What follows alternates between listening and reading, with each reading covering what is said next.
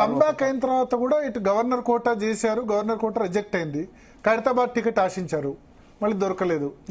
నేనేం అడగలేదు. I'm sensible enough కదా. సిట్టింగ్ ఎమ్మెల్యే దానం నాగేందర్ ఉన్న తర్వాత ఇక నేను టికెట్ అడిగితే నాకు ఎట్లా వస్తుంది, రాదు కదా, unless they want change. And party was not in a mood to change. Danam Nagender ను సార్ పాపం చాలా బాగా చూసుకుని నేను చూసిన 1 year లో సార్ ఎక్కడ పోతే హెలికాప్టర్లు అక్కడ మహారాష్ట్ర పోతే తీసుకుపోయిండు, కీ మీటింగ్స్ లలో కూర్చోబెట్టుకునేది, చాలా దగ్గర చూసుకున్నాడు sir. First Danam Nagender jump అయింది.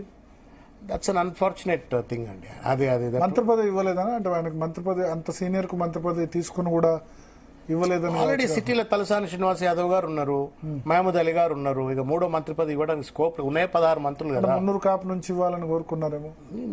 అట్లంటే గంగుల కమలాకర్ ఆల్రెడీ జిల్లాలకు వెళ్ళి వచ్చినాడు మున్నూరు కాపు. అంటే ఆ టర్మ్ లో, అంటే 18 స్టార్టింగ్ లోనే జోగు రామన్ తీసేసినప్పుడు ఆయన ఇద్దామని ఇవ్వాలని అనుకున్నారు. I don't know what went wrong, but then certain గా ఉండుంటే ఇప్పుడు ఈ గవర్నమెంట్ వచ్చి ఉంటే ఈ would have been in certainly very good position. దానికంటే ఎక్కువ ఆయన బాగా ప్రాముఖ్యత కలిగినటువంటి ఒక వ్యక్తిగా, నాయకుడిగా సార్ ట్రీట్ చేసినారు.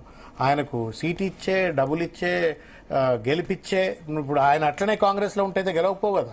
18లో గెలవకపోవు, 23లో గెలవకపోవు. 23లో గెలిచి ఉండేవాడు, 18లో అయితే గెలిచి ఉండేవాడు కాదు కదా. 23లో కూడా గెలవాడు, హైదరాబాద్ ఒకటి గెలవాడి గెలిచి ఉండేవాడు కాదు. సో ఈ పొలిటికల్ చాప్టర్ కూడా విన్ క్లోజ్.